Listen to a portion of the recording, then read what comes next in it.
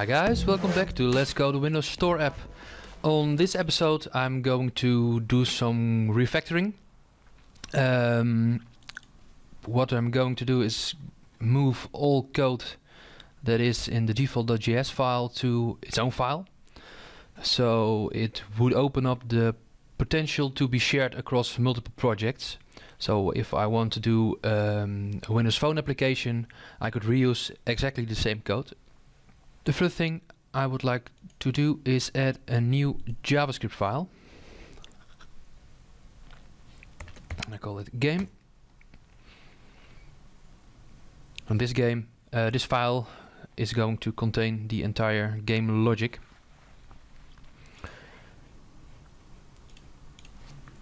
I'm going to add a scope, a self-executing function for this. So everything is contained in there.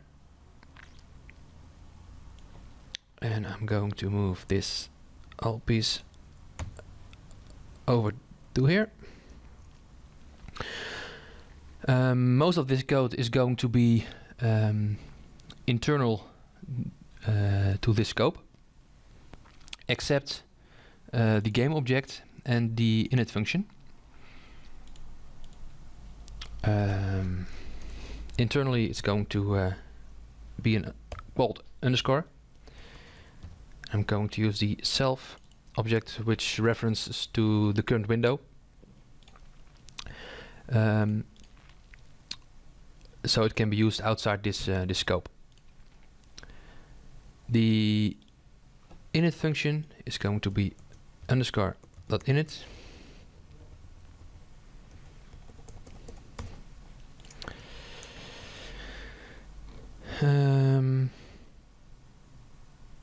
And I think this could be enough already. So let's see if we can hook things up again right here. This is the place where the init function was called. So I'm going to call game.init. Oh, that one. And in the default.html file I have to load the game, of course. So I'm going to copy paste this line and rename this to game. Let's see.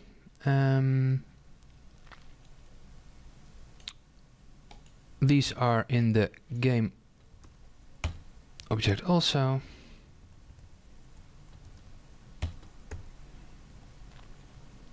Game board will be the same. Let's see what happens if we run this. Undefined. The game is working, but the bindings aren't. We don't have any errors or output. Let's see what's wrong.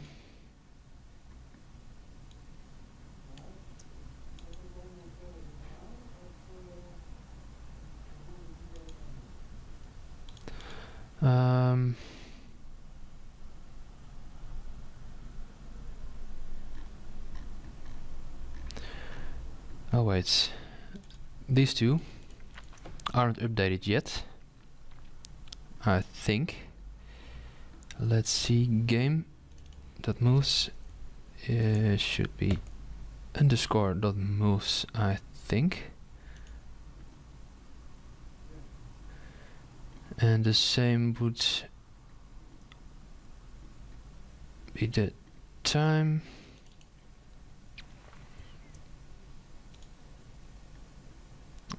Maybe this should be an underscore too.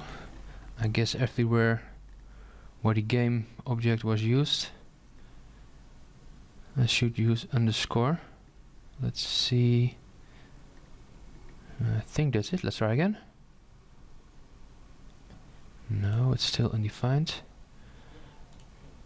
Let's see what's in here.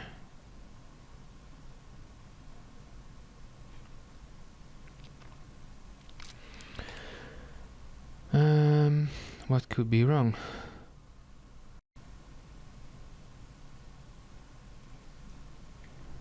Well, let's see if we hit this breakpoint.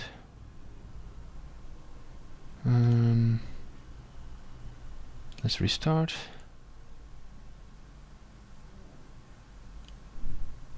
Yes, let's step through.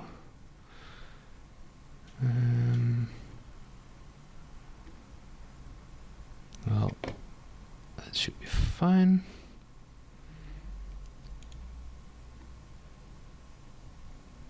Instance, sprite sheets,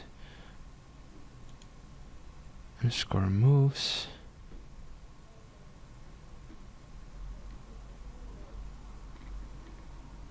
I guess it would be okay.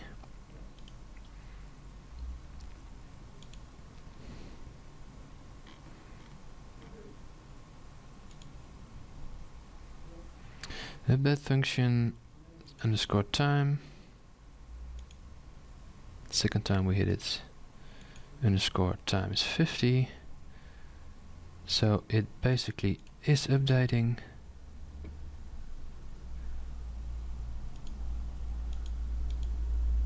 Stage is okay. Now why isn't it working? Tiles are working. So it must be... what a second. I don't think this has to be...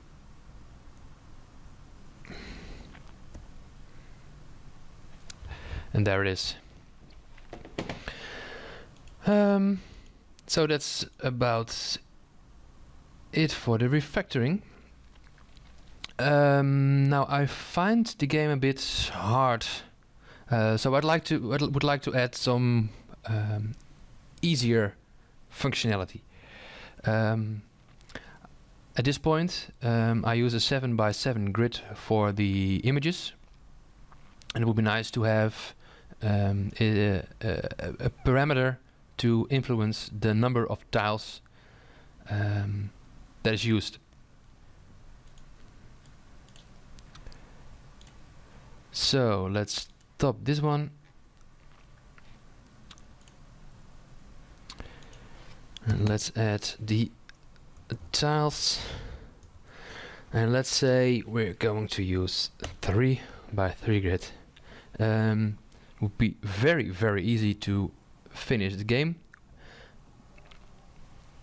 with a 3x3 grid. And I would like to specify the border between the tiles. So let's use 3 pixels also. Then the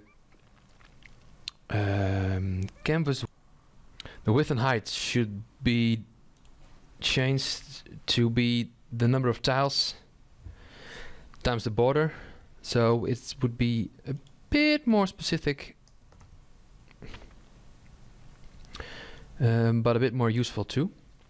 The height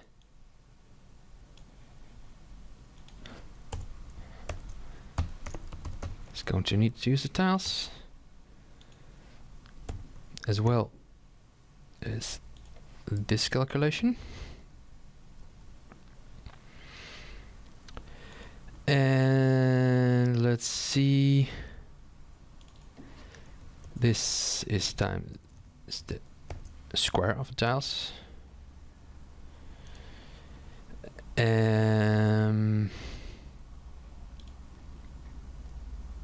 I think I have to change this too.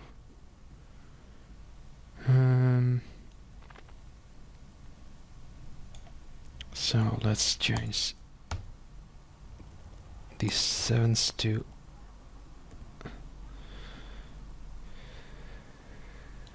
the center. Let's see.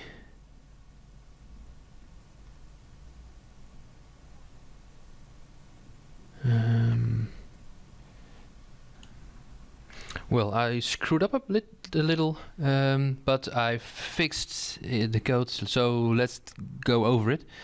I talked about the tiles and the border being used for the canvas width and height, so it would be precise. The height and width of each tile is the width, the entire width divided by the tiles. To create the grid, I used the tile and the board, the width, and determine the center to get the rotation precise. And in the tween, I use the tiles to get the tween right, the location. And that's about it. So let's see if it works. And there we go, a 3x3 grid. And in this, and I think that's it. As you can see, a 3x3 grid would be very, very easy to solve. In about 5 moves, in 5 moves you are done. So maybe 3x3 is a bit too easy.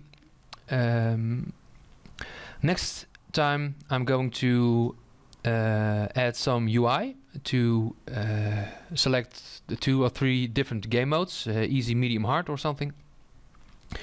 And maybe implement some code to use your own pictures in the game. So thank you for watching. Hope to see you next time. Bye bye.